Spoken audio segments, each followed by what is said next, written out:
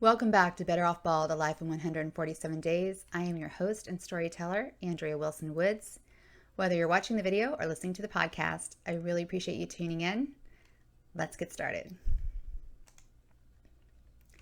Days 51 through 52, Thursday through Friday, July 5th through the 6th, 2001. 2 smiley faces. Greetings from Sedona. I warn you in advance, this letter might end up being a bit long. Driving out here made me come to terms with what's going on in my life right now. Hell, what else can you do in a car for 10 hours but think? You have been an amazing, influential force and source of inspiration for me.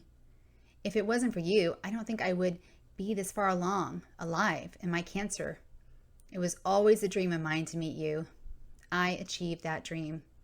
If nothing else, I succeeded in that. If I can achieve one of my greatest dreams in life, what makes me think I can't defeat cancer? I now have the strength and courage to fight this. I have the mindset to keep myself positive in this hellhole. Before this, I kept thinking about how I could lose my hearing and how I would rather die than live life deaf. Music is the bane of my existence. With your advice, I have been keeping myself in the moment and have forgotten all consequences of chemo. I'm a happier, healthier person thanks to you. Thank you again, Dave. I don't know what else to say or do to prove my gratitude. With love and admiration, Adrienne. Adrienne's letter to Dave, written in her journal, dated June 30th, 2001. We left Arizona yesterday morning, which was the 4th of July. Coming home, the drive only took 8 hours. I promised John we would be back in time to see fireworks. We have a perfect view of the city's annual show from our house. However, he didn't bother to come outside and watch them. Adrienne peered up at the sky for a few minutes before going in. She was feeling lightheaded and had a low-grade fever again. I felt empty as I watched the fireworks dazzle the sky, reminding me of Adrienne's various hair colors over the last year. Red, purple, blue, and then blue again. The doctors won't let her dye the stubble that clings to her scalp, but they have given her medicine labeled with a skull and crossbone. This world makes no sense. Unable to muster up any enthusiasm, I go inside too, the fireworks already forgotten. When the red faded, Adrienne's friends nicknamed her Matchstick and Flame because her hair was yellow, orange, and red, much like a lit match. 2 months later, the night before her middle school graduation, Adrienne dyed her hair again. She chose purple, which ended up looking mostly brown mixed with lavender because she did it herself. She cut her bangs in the shape of a rainbow and wore a long-sleeved black lace dress from Hot Topic. One of her teachers wasn't pleased, but the school told the students they could wear anything they wanted as long as they complied with the dress code. For girls, that meant no spaghetti straps, no bare midriffs, no skirts more than 3 inches above their knees, and no open-toed shoes. Adrienne looked more goth than ever, but she followed the rules so no one could stop her from wearing what she wanted. As an honor student, Adrienne sat in the front row on the stage. Behind her, the other students were seated alphabetically. Besides the UCLA Creative Writing Scholarship, Adrienne won the President's Education Award for Outstanding Academic Achievement, the California Junior Scholarship Federation CJSF Honor Award for Academic Excellence, the Outstanding Portfolio Award for her 8th grade writing portfolio, and the Pathfinder's AAA Award for maintaining A's in English, History, and Science. Every time Adrienne got up to receive an award, I cried. The CJSF award came with a medal, which lay on top of the black lace of her dress. John and I beamed. We must have been the proudest parents in the audience that day. Teachers, students, and parents flooded the front lawn after the ceremony. People approached me. Some I knew, others I didn't. A chorus erupted around me. I had no idea. You must be so proud. That kid is smart. You did good. I protested. I didn't do it. Adrienne did. Congratulate her. They wouldn't listen to me, nor did they acknowledge John, who was standing at my side. I I didn't understand why they seemed so surprised by Adrienne's success until I caught sight of her, laughing with her friends, her purple hair gleaming in the sunlight. I laughed too. These people, some of whom were parents of Adrienne's friends, had thought she was stupid or a slacker or both. They had judged her based on her appearance. You proved them wrong, kiddo. You shattered that stereotype today. That's my girl. I wake up feeling anxious while Adrienne is downright grouchy. I ignore her crankiness, but I know if she were well, I would have told her to get over it. Maybe she is as nervous as I am. Today we meet Dr. Aquino, the liver cancer specialist referred by Kirsten. We should have gotten a second opinion weeks ago, but the health insurance held us up. I don't expect a miracle. I only want some hope. A miracle would be nice, though. Dr. Aquino runs the gastrointestinal clinic at UCLA Medical Center, a hospital famous for its liver transplant program. Compared to Children's Hospital, the waiting room's decor is bland. Beige walls combined with flowered wallpaper. With only adults occupying the chairs that line the perimeter of the room, the noise is minimal. Adrienne sinks into a padded chair, adjusting her body weight to find the most comfortable position. It's quiet here, she says. I like it. Ignoring the avocado pit of anxiety in my stomach, I read my list of questions again. I will be firm, confident. We need straight, honest answers. As I glance around the room, I notice people looking at Adrienne. She is the only child here. I see empathy in the eyes of the other caregivers, spouses, friends, siblings, and children of the ill. We share a mutual understanding. We feel helpless. After more than an hour, Adrienne and I are escorted into an examination room. We speculate about Dr. Aquino. What will he look like? How will he treat us? How much experience does he have? The door opens and all I can think is first impressions matter. With dark hair and dark eyes, he stands at medium height. He is younger than I expected, older than me, but much younger than Dr. No. He possesses an air of reserved pleasantness, like someone who is wary of making new friends but open to the possibility. We exchange a few niceties before I get down to business. Do you mind if I ask you some questions, Dr. Aquino? I ask. Go ahead. I see you have a list, he smiles. I smile back. How many HCC patients have you treated before, and have you ever treated a PED? Well, we see about 6 cases per week in all stages of disease, but no, I have never treated a pediatric patient before. I do the math in my head. Over 300 cases a year. Do you mind speaking to our family friends, Kirsten, who referred you, and Dr. Sophia Sarkozy, a doctor at NIH? Of course not. Let me ask you, both of you. He looks at Adrienne and me. What are your expectations? Damn, I didn't expect him to interrupt me. Is this a test? If so, what's the right answer? I glance at Adrienne before speaking. We don't expect a miracle. Yes, we do.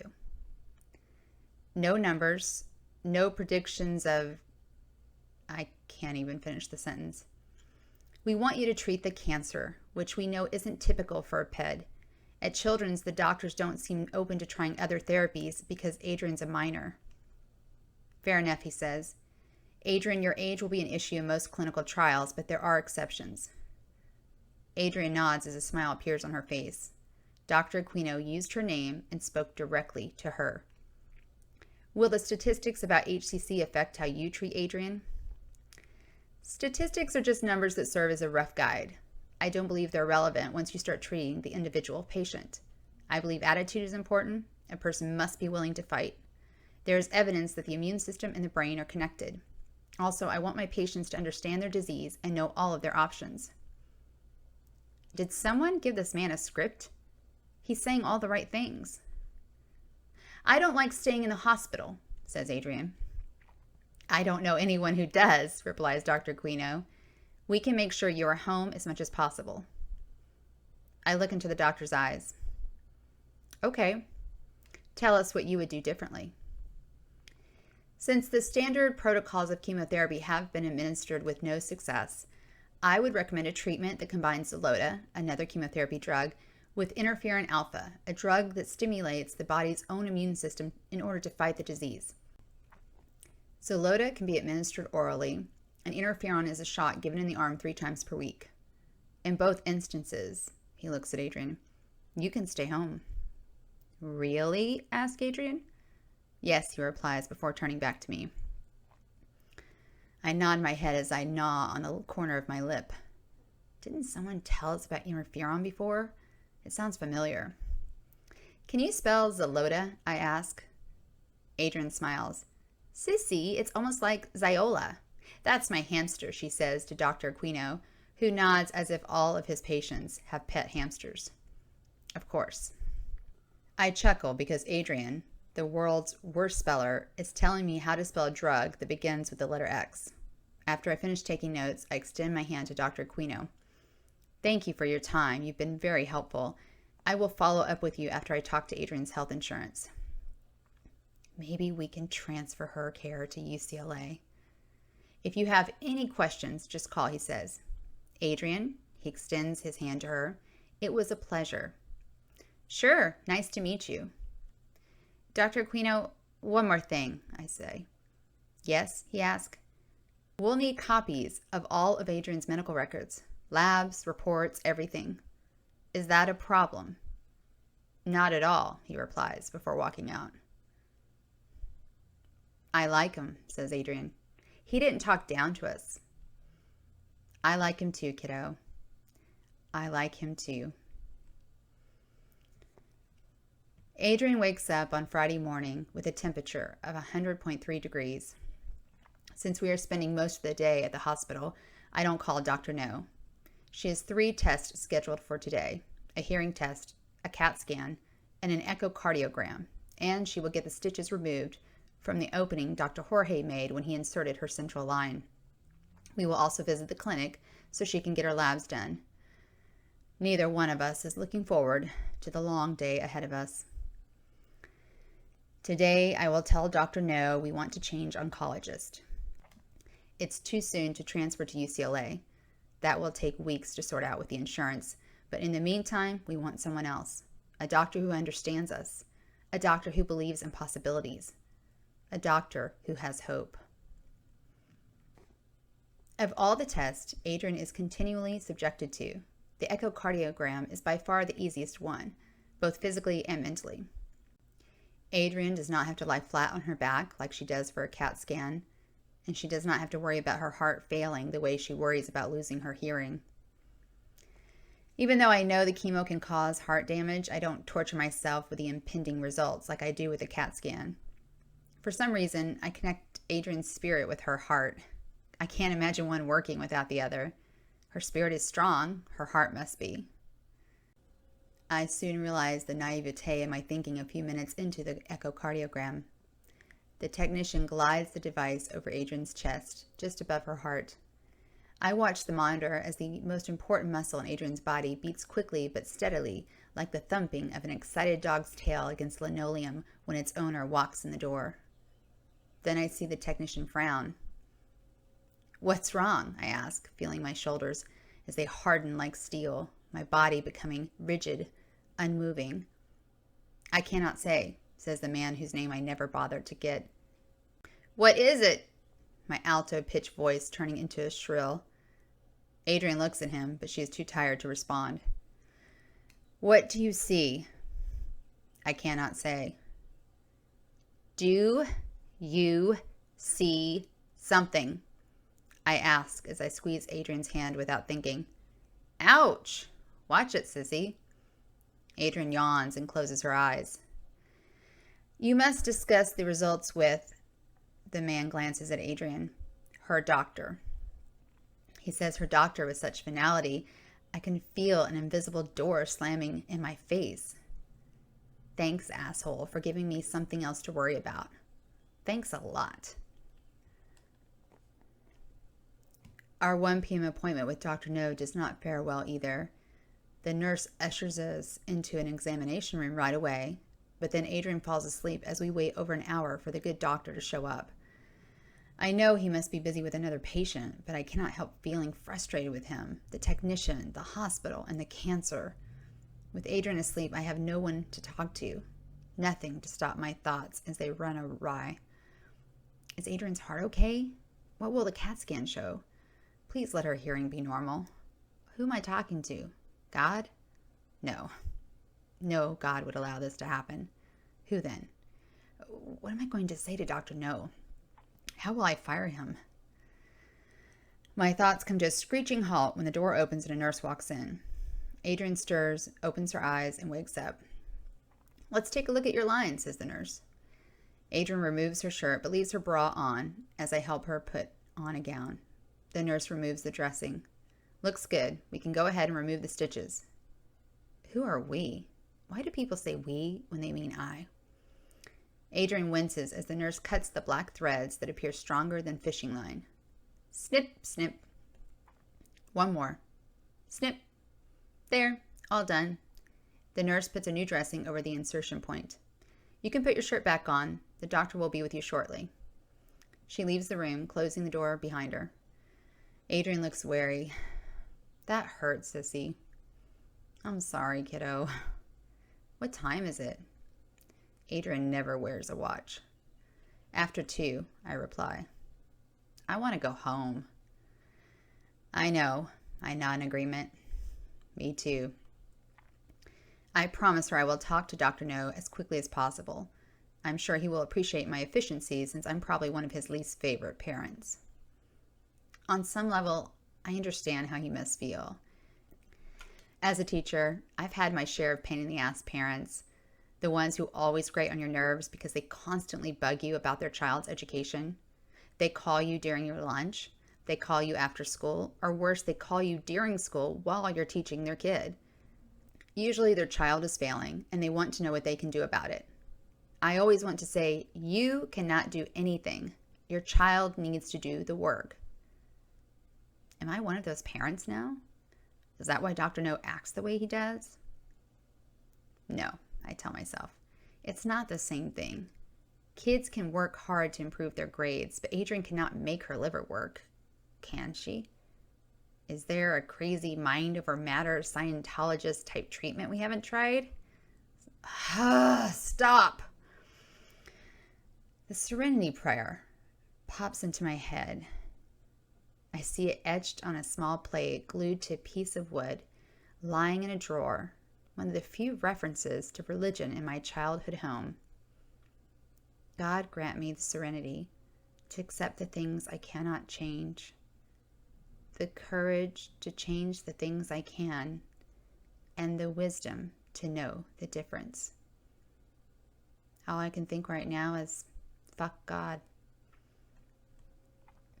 Dr. No interrupts my internal rant against God when he walks in and asks how Adrienne is doing. His bow tie is especially bright today. It screams happy, but his face says otherwise. The test results are not back yet, so we discuss the myriad of side effects Adrienne has been experiencing since the second round of chemo ended. More nausea, more vomiting, some headaches, less constipation, and no pain since June 25th. He seems unmoved by her lack of pain, so I repeat myself. She's had no pain since June 25th. No, Dilaudid. He nods. I realize now is the time to tell him. Just say it. Why is this so hard? I look at him. We want to switch oncologist. You are not a good match for our family. For a moment, I see his soul, as if someone opened the blinds, which reveal a flash of regret and sadness in his eyes. Then he blinks, and the blinds close, his blue eyes back to neutral. I wonder if Adrienne saw his response. Why do I care about his feelings? So the man has a soul, so what? Dr. No nods again before speaking. I'll speak to your case manager, Teresa. I'm sure she can find someone more suited to you and your sister. Say her name, damn it. Adrienne. Treat her like a person. This time I'm the one who nods, while anxiety over a new doctor and relief over getting rid of Dr. No chase each other in my brain. Relief tags anxiety and wins the game. Any doctor is better than Dr. No. We never have to see him again. We arrive home. Both of us are exhausted by the long day. Adrienne changes into her shorts and pajama top and watches television. I read my new book, Everyone's Guide to Cancer Therapy. I find the section on the liver and read. What causes it? Hepatocellular carcinoma most often develops in damaged livers. Long-standing infections with either hepatitis B or hepatitis C virus often precedes it and is therefore seen as a significant risk factor. Finally, Adrienne is a textbook case. 15 years of living with hepatitis. I never got her tested. I didn't know. I think about how I have never been able to envision Adrienne as an adult. It's stupid, but it has always bugged me. When she was a baby, I dismissed the thought, but as she got older, I wondered, why? Why can't I see her all grown up? Then I remember something Adrienne said to me a few months ago, before this madness ensued. I believe you're psychic, sissy. You should read this. She gave me a book about developing your psychic energy. I only read it to humor her. What if she's right? The night before it happened, I sensed John was going to lose all the money he had invested in a tech stock, and I don't know a thing about the stock market. Coincidence. My dreams often come true. Doesn't that happen to everyone? I knew Adrienne would live with me one day, even before our mother's mental state deteriorated. A logical conclusion given our mother's age, drug addiction, and parenting skills. I've had an unnatural fear of cancer since my early 20s, right about the time Adrienne moved in with me. But I'm the one that's supposed to get cancer. I've always known I would outlive everyone I love, even Adrienne, but she's supposed to be 50-something and I'm supposed to be 70-something, or so I thought. No, I can't be psychic. That's ridiculous. What's the prognosis? Asked Adrienne. What, huh? Her question grants me a reprieve from my own mind and its questions. The prognosis? What does the book say? Oh, yeah. I read the subheading, Advanced Disease. I hesitate, but I can't lie to Adrienne. She might pick up the book and read it herself. I keep my voice steady as I read aloud. Advanced disease. The tumor involves all lobes of the liver and/or has spread to involve other organs, such as the lungs, intra-abdominal lymph nodes, or bone. I stop. What else, sissy? I continue. Standard treatment. No standard therapy is known to prolong survival. I can't look at Adrienne as I read the final line. 2-year survival, less than 5%. My throat constricts as I swallow the lump in it. I feel water rushing to my eyes as I bite the dry skin off my lip. I look at Adrienne. Well, it didn't say 0%. I'll just be one of the less than 5% who survive. Adrienne smiles at me. The glass is half full for her. Being honest with her was the right choice. Her boundless optimism squashes my tears. I return her smile. That's right, kiddo. You will. However, the words don't ring true. Adrienne laughs as something on TV amuses her. She doesn't seem to notice my trepidation. I close my eyes and try to imagine Adrienne as a healthy 20-year-old strolling through a college campus. But I can't see the picture. I see the pieces scattered like a 1,000-piece jigsaw puzzle in a box, but I can't make them fit together to form the whole. Why can't I see her in the future? Was the irrational cancer fear a warning I didn't heed? I believe you're psychic, sissy. No, I'm not. I can't be. Not this time.